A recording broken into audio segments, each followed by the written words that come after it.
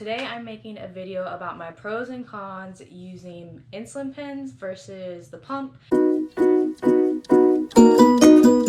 Just an honest opinion, because when I was deciding if I wanted to stick with pens or go on the pump, my transition was not very easy from pens to pump, and it was actually super difficult, and I was like, I never want to be on the pump again. This sucks. This is hard. So I'm going to start with the pens. First of all, I use the Novolog for my fast-acting insulin, and then I'm using Tresiba for my long-lasting insulin. For my insulin pump, I'm just using Novolog as my insulin for there. I will start out with the pros of the pen. So one pro that I have is that nothing is attached to me, which means I can sleep comfortably. I don't have to worry about my pump site. I don't have to worry about like dropping my pump. Nothing is attached to me, so that's nice. One pro of the pens is that you don't have any alarms from your pump. So I don't know if it's just me, but like I literally cannot turn off the alarms from my pump down. So if I'm going low or I'm above 200, it's gonna beep. And one, it's really embarrassing if you're like taking a test or I don't know, doing something that requires silence. And two, like if you're trying to sleep, you cannot sleep through that. So I definitely like the pens because I don't have to worry about my pump alarm ever going off. Another pro that I have is when you're on the pens, it makes you plan out your meals precisely. So there's a lot more freedom with the pump, but on the pens, I feel like I really need to like sit down and look at what I'm going to eat. I weigh out all my food, make sure my carb count is right. I don't really eat low carb, but it really makes me plan out like, okay, this is what I'm going to have. I'm going to eat at this time, and then I'm going to wait a couple hours before I eat again because I already have that insulin in my system.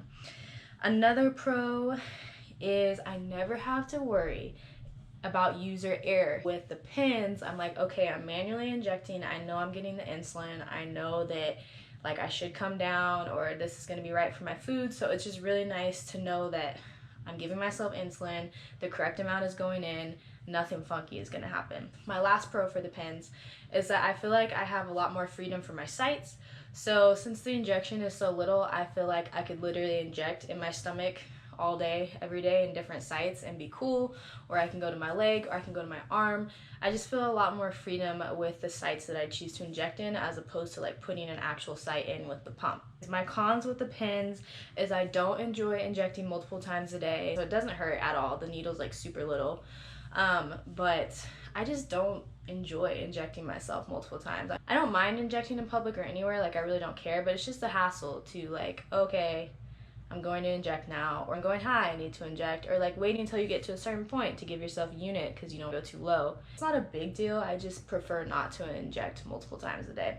Another con is that it's just hard with a busy life. Like it's obviously manageable, you can do it, I did it in the beginning, but it's just inconvenient. You know, stress affects my level, heat affects my level, just to have to pull out the pens and like inject when I need to.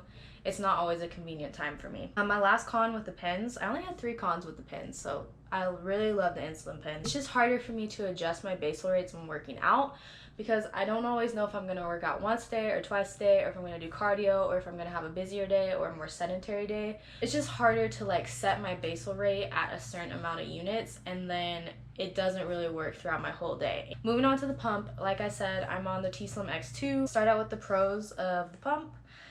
It's super easy and gives you a more flexible lifestyle. I know that this is something that people say often, but it's really true. Like, it just allows you to be able to manage your diabetes in, I think, a more hands-on way. Everything is really adjustable. Your basal rate's adjustable. It's easy for being like on the go, on the move, being able to give yourself insulin or reduce your basal rate depending on what you're doing. You don't have to worry about injecting multiple times a day.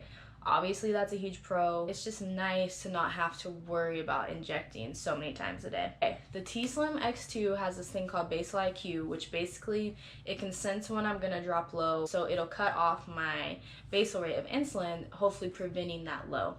I think this is so awesome. This is the best feature of my t:slim pump because if I'm doing cardio or if I'm just being up and more active and I'm dropping low, I can really prevent that major low or catch that low before it happens because the basal IQ kicks in. It's one more like protection mechanism from going low, and going low sucks, so that's really awesome. The biggest thing that's helpful is the adjustable basal rate. I feel like I have a more hands-on management of my diabetes, like I mentioned earlier. So my cons of the insulin pump is that it is attached to at all times. Typically don't wear my sights on my stomach, so whatever side I put my Dexcom on for 10 days, I don't really like to sleep on that either. I'm just like stuck to the other side for 10 days.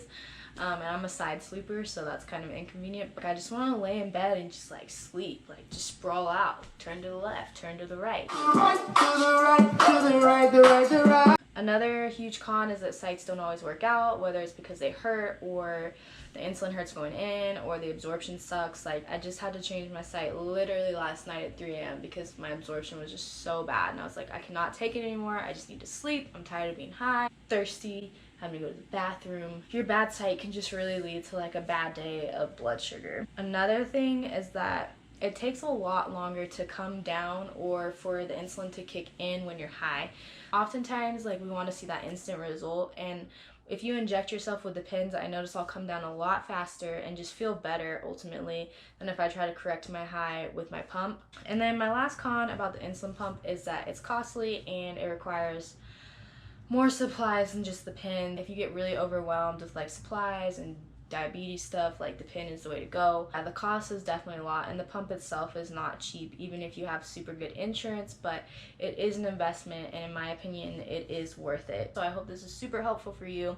If you have a friend that is trying to decide between pins and pumps, show them this video.